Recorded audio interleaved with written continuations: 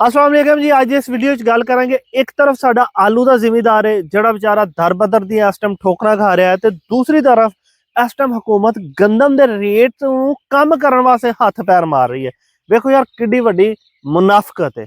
जी हाँ बिल्कुल, अगर तो तुसीं जिनसां दे रेट नूं घट करने वास्ते हथ पैर मारने ने, क्यों मारने ने? इस वजह तो ना कि गरीब नूं वो चीज़ सस्ती मिले या गरीब नूं वो चीज़ कम रेट के उत्ते मिले। ते असीं की सारियां जिनसां बाहरले मुल्कों मंगवा रहे हैं, साडा वो गरीब जिमीदार पैदा कर रहा है, तो अगर वो मर रहा है तो फिर तुहानूं क्यों ख्याल नहीं आता?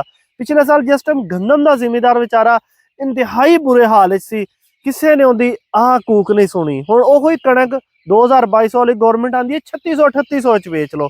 आलू का जिमीदार बेचारा इस टाइम बहुत बुरी हालत है, प्याज का जिमीदार बहुत बुरी हालत है। गौरमेंट नूं बिल्कुल फिक्र नहीं है। लेकिन अगर इन्हां जिनसां दे रेट यकदम अप हो जाते हैं तो गौरमेंट आ जाती है, पीरा फोर्स आ जाती है, फलान आ जाती है, धमकान आ जाती है।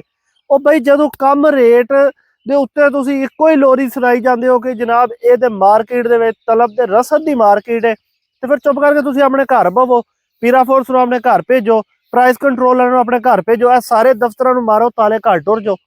डिमांड एंड सप्लाई के उत्ते सारी मार्केट है ना, ये सारी मार्केट बेसिकली मुनाफकत के उत्ते वे, डिमांड एंड सप्लाई के उत्ते नहीं। अगर डिमांड एंड सप्लाई के उत्ते होवे ना तो फिर तुहानूं की जरूरत है छापे मारने की, फिर तुहानूं की जरूरत है इन्ने महकमे बनाने की।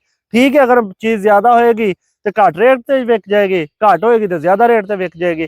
मसला यह है कि साडे इत्थे जिहड़े हुक्मरान ने ना, उन्होंने साडे मुल्क नूं बड़े इन्ने साल हो गए ने, ते ए साडे इन्हां हुक्मरानां दी दूसरियां ते तीसरियां नस्लां साडे उत्ते हुकूमत कर रही, लेकिन हाली तक इन्हां नूं इन्ना नहीं पता चलिया कि इत्थे जदों किसी चीज़ का रेट क्रैश हो जाता उदों कोई फायदा नहीं हुंदा, उदों बेचारा जिमीदार मर रहा हुंदा है, उदों मुल्क का एक बहुत बड़ा आबादी का हिस्सा मर रहा हुंदा है। लेकिन नहीं, उदों एक माइक पकड़ते हैं, लो जी असीं ते रेट घट कर दिता है, सानूं दाद दिओ।